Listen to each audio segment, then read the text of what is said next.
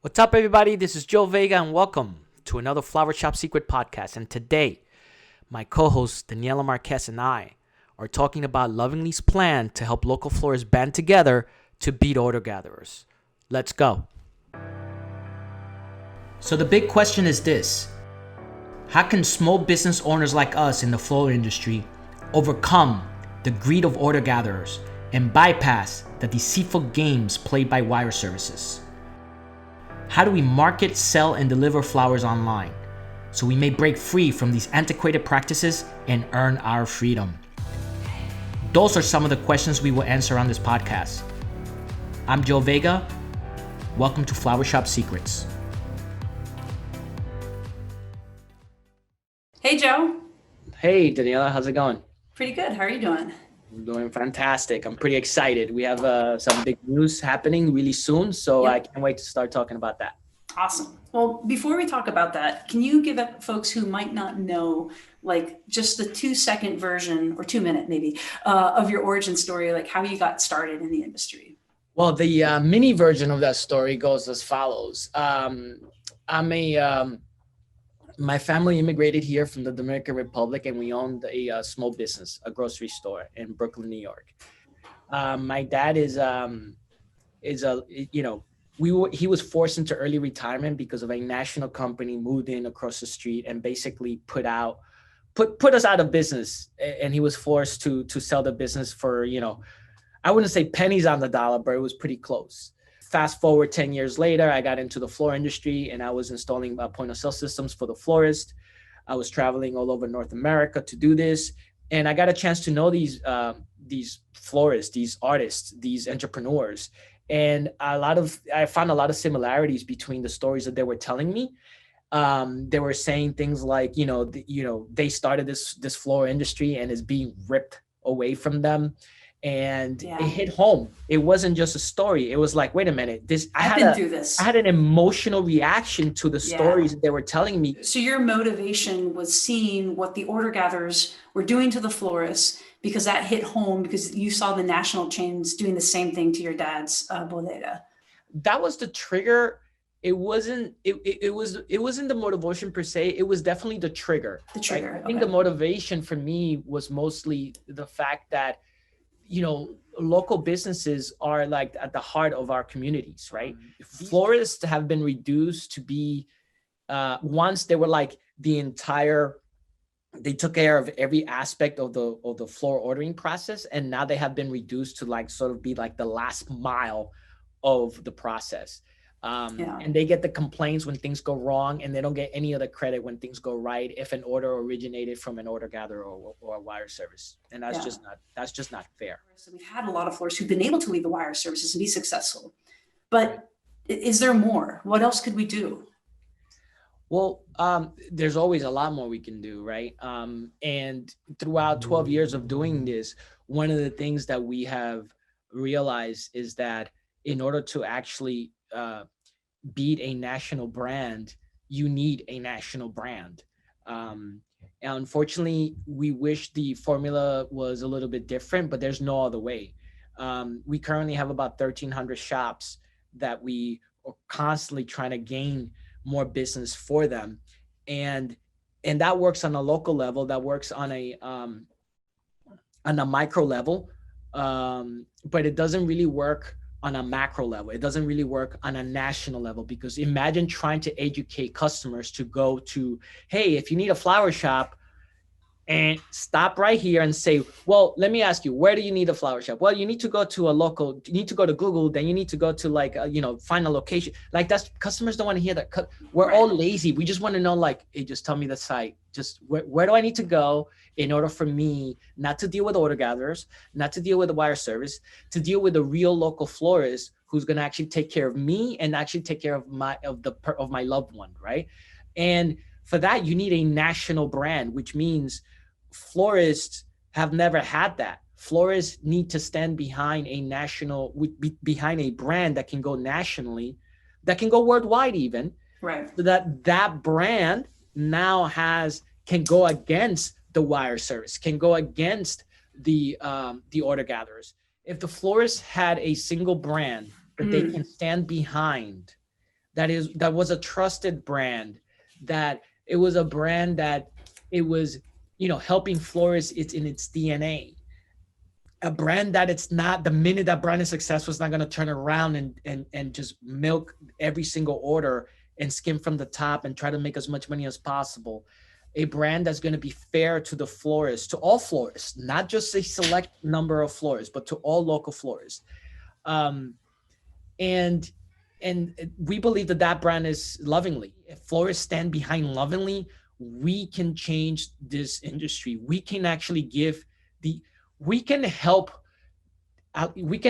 get the florists to take the industry back from the order gatherers and wire services. This industry has been ripped away from them, and this is a chance for them to actually get it back. Imagine a world where local florists can actually have access directly to the consumer again. Imagine if the consumers deal directly with the local florist for most of their orders, right? Imagine if the florist can actually make a good enough profit from those orders, as opposed to dealing with discounted orders as they do now. Imagine if these order gatherers slowly start just like fading away, right? Yeah. I want to live in that world. So do I, because the reality right now, though, is like the number of floral orders is increasing, but unfortunately, the number of local florists is decreasing. Right. Math doesn't add up. Somebody's winning. Exactly. Florists need to have their online presence is vital for their survival. And there's just no way around that. The internet is not a fad. It's here to stay. It's only going to get bigger. It's only going to get stronger. And florists need to have their online presence overall, in general, as a whole, need to be bigger than the online presence of wire services and order gatherers. Awesome. So I love this. And I think you've kind of said it, like we have to come together. We need a single brand. We need technical know-how. We need resources and money so that we can beat the order gatherers together.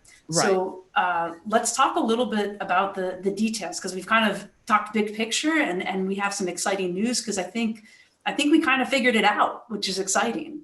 It is. I hope I've established that we need, the florist industry as a whole needs a single brand to go up against the national brands that are the wire services and order gatherers.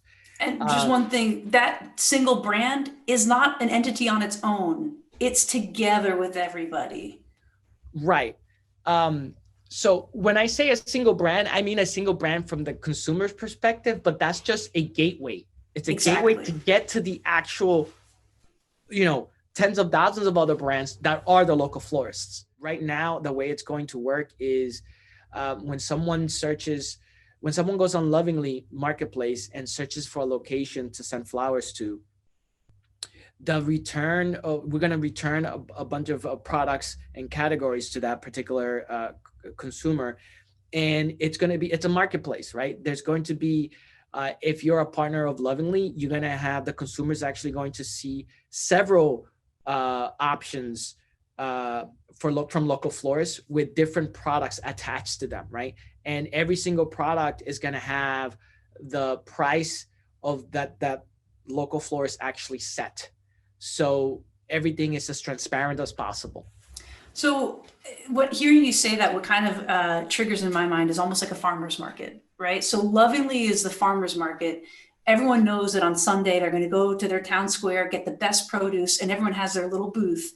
But now as a consumer, I'm actually buying from this farm here, and they're selling me their squash, their Swiss chard, or whatever it is, at their prices.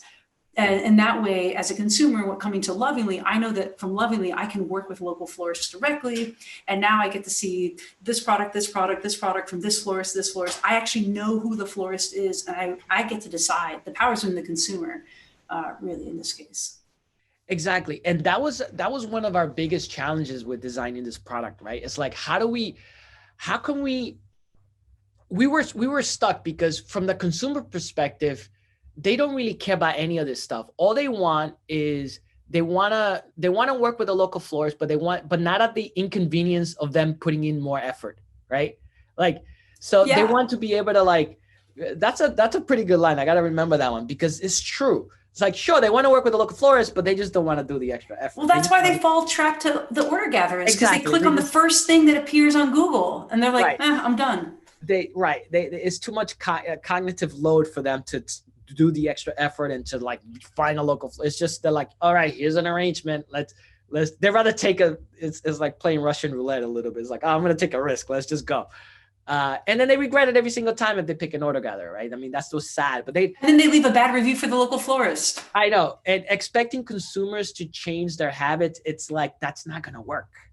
That's not going to work. What you have to do is meet them where they're at and make it as easy as possible for them, right? So it's the florist's job to make sure that they are selling in a place that's going to make it as easy as possible for the consumer, but at the same time making sure that the consumer picks a local florist, right? And there's the conundrum, right? Because order gatherers and wire services, they could have done the exact same thing we just did, but they don't want to do that because it's just too difficult of a problem to try to solve, and they make a lot less money.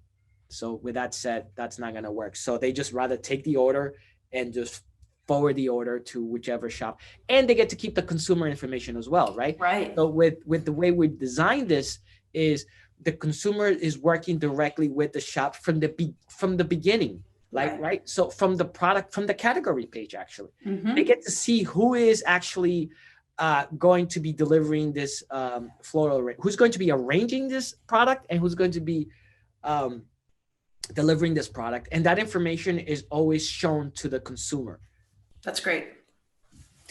Awesome. So that all sounds amazing and that makes sense, but what's the magic? Like products on marketplace, and we're really excited about this, obviously. How do we translate from there into beating the order gatherers? You know, that old saying about like, if you build it, they will come. It's not true. Figuring out a way to get florists to work together in one single platform, in one single place, and under one single brand, it's just half the battle. Then the other half is making sure that you attract as many consumers as possible.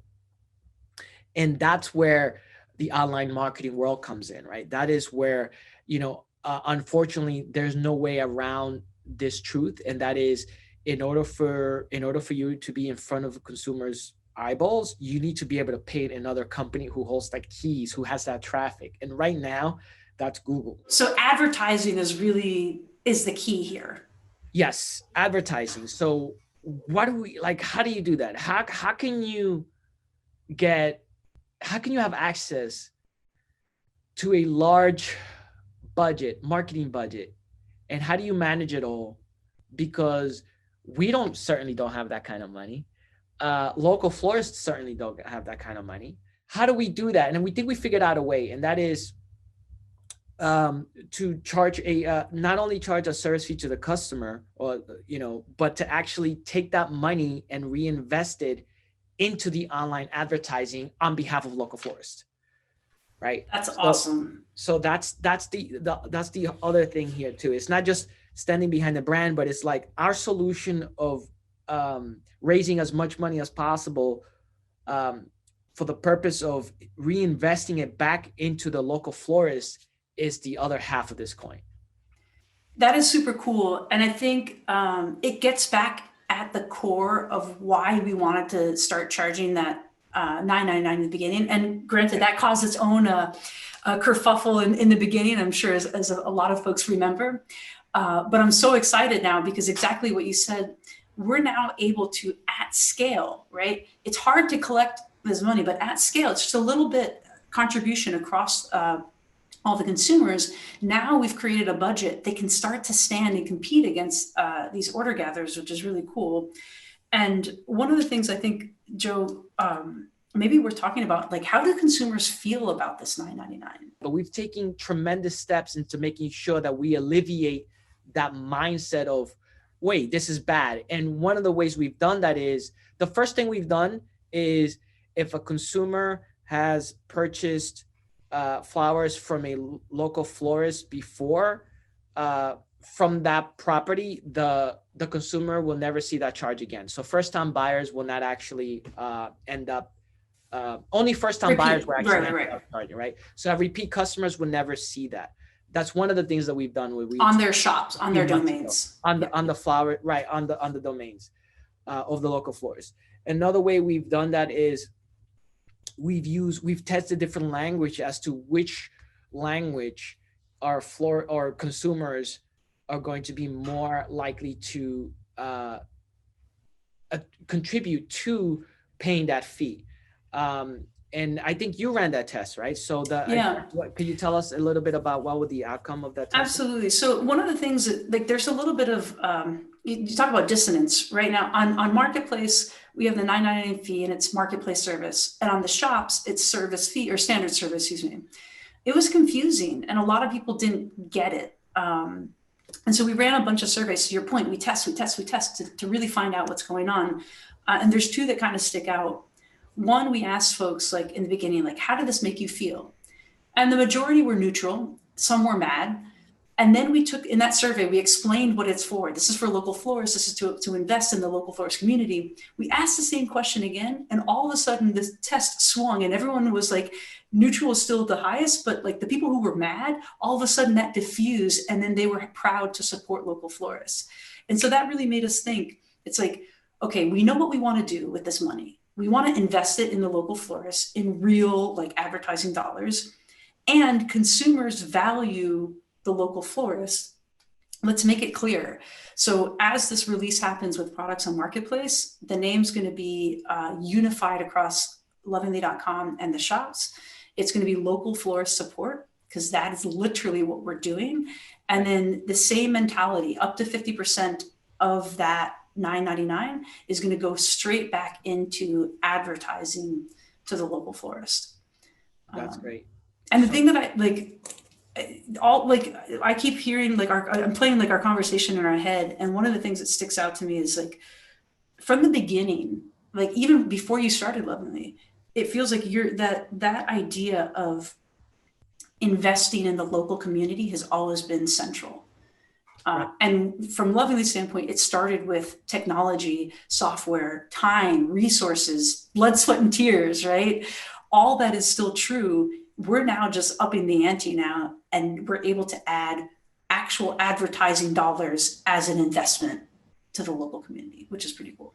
What florists need to understand is, or what I hope that they understand, and some of them do, but some don't. They're like, they're not buying in because they just can't get over the fact, like, I just cannot bring myself down to charge a service fee.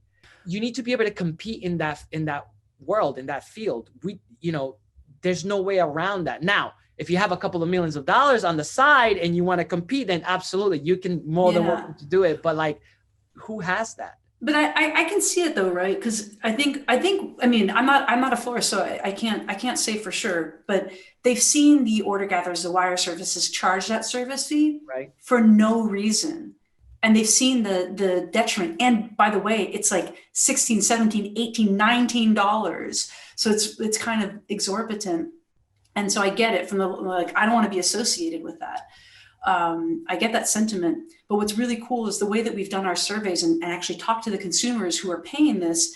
A, it's a fair price. It's a fair business practice. And B, it's actually going to reinvest into the local florist. When you pay that $16 or $7, whatever it is with the other guys, it's vaporware. It's going to line the pockets of the wire services, the order gatherers. When you invest that $9.99 when you buy on Lovingly, that's going straight back to the local florist. Nobody else can say that. Right.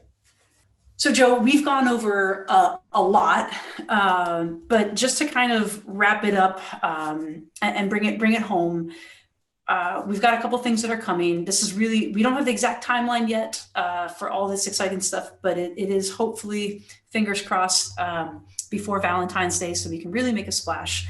But kind of just to really bring it home, remind us why we're doing this again. We're doing this because we want to be able to give or help change the floral industry for the better. We want to be able to make sure that local florists not only survive, but thrive. And we want to be able to say, we want to be able to feel, we want to be able to make sure that all florists take back control of the floral industry. So we want to be able to start this. It's all about starting a movement so that florists can join us and can give us the benefit of the doubt for the very few skeptics, but to be able to make sure that I just want to let them know that we're in their corner. We truly are. And I know that we have to earn that. I know that we have to communicate that. I know that that responsibility falls on us to be able to do that.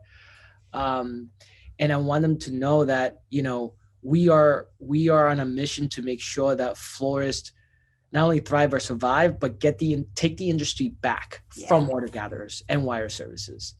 We want to be a big part of that. Totally. And I think what's so cool about what we're doing right now, it's not just that we're saying and desiring these things, because we do, but this is the pathway to actually making that happen. Right. Which is really cool. Absolutely. So, awesome. Thanks so much. This is great. Thank you. Yeah. For more episodes of Flower Shop Secrets, subscribe to my YouTube channel or check us out at Apple Podcasts, Spotify, and more.